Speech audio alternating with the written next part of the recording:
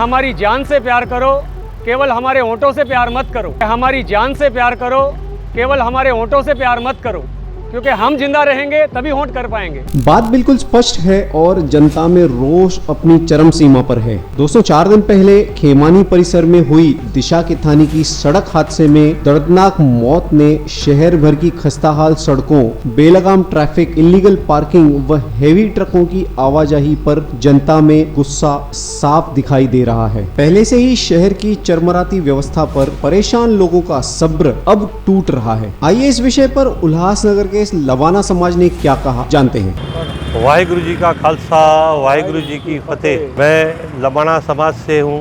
तो 3 दिन पूर्व जिस बच्ची का एक्सीडेंट हुआ उसको मुद्दे नज़र रखते हुए आज हमने यहाँ नानक जीरा चौक पे मीटिंग बुलाई है तथा रोष प्रकट कर रहे हैं कि यहाँ हमारे बच्चे सेफ भी नहीं है।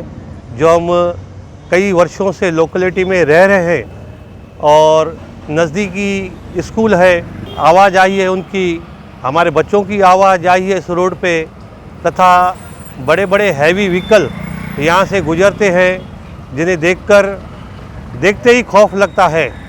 सर, आप इस सड़क को अगर देखिए तो रोज़ बड़ी बड़ी ट्रकें, बड़ी बड़ी गाड़ियाँ यहाँ से जाती हैं। हमारे बच्चे बालकंजी बारी स्कूल में पढ़ते हैं, उन्हें छोड़ने के लिए, लेके जाने के लिए हमारे घरों के बुजुर्ग आते हैं।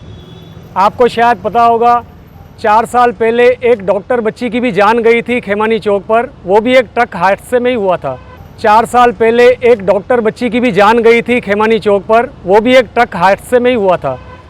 तो ये ट्रक के हादसे क्यों हो रहे हैं? ये परिस्थिति यहाँ की, हम यहाँ के रहवासी हैं, इसीलिए हमें डर है, तकलीफ़ है कि हमारे बुजुर्ग हमारे काम पे जाने के बाद वो यहाँ पर आते जाते रहते हैं और इतनी ज़्यादा ट्रैफिक हो रही है, इतनी बड़ी बड़ी गाड़ियाँ यहाँ से जाती हैं। ये यहाँ की नहीं, पूरे उल्लासनगर की हालत है सर। और पिछले 5-6 सालों में यहाँ 4 या 5 जाने गई हैं, वो हमारे आंखों के सामने गई हैं। तो बंदा कैसे बर्दाश्त करेगा? क्योंकि जब भी हमारी जान ही खतरे में है, हम होंठ किसको दें? क्योंकि जब भी हमारी जान ही खतरे में है, हम होंठ किसको दें? हमें, हमारे परिवार को सुख नहीं, हमारे शहर वासियों को ही सुख नहीं, फिर हम नेता किसी का चुने? हम उसी को नेता चुनेंगे जो हमारे अपने लोगों की तकलीफ़ों को समझेगा। मैंने उस लड़की के पेरेंट्स से कल मिला हूँ, उनकी हालत देखिए आप, वो बेहोशी की हालत में है।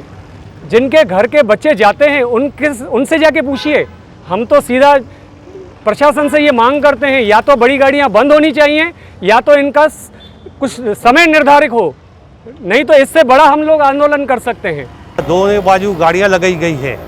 अगर कोई एक बाजू गाड़ी लगाई होती, जैसे P1 और P2 का हमारे उल्लासनगर में पहले चला था, हिस्सा चला था, वो हिस्सा रहता तो आज उसकी जान बच जाती।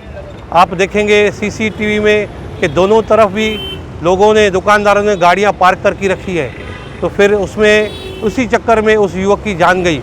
मेरी ये यहाँ की नहीं तो पूरे उल्लासनगर की मांग है कि पूरे उल्लासनगर में P1 और P2 का रखा जाए। का जो ये समस्या यहाँ के एरिया की नहीं, पूरे उल्लासनगर की है।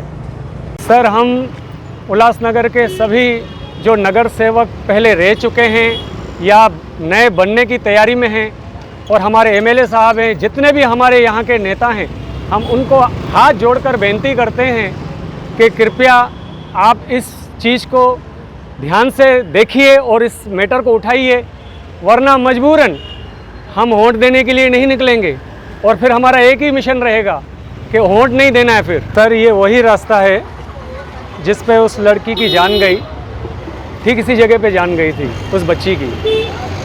आप देखिए दोनों साइड से ट्रैफिक है, अभी कोई ट्रक आ जाए तो कहाँ से निकल पाएगा आप मुझे बताइए। इतने बड़े बड़े ट्रक्स आते हैं यहाँ से। ये सामने बालकंजी बारी का स्कूल देख रहे हैं आप, वहाँ पे हमारे बच्चे पढ़ते हैं। अब कहीं हमारे बच्चे के साथ ये हादसा हो गया, फिर उसका जवाबदार कौन है?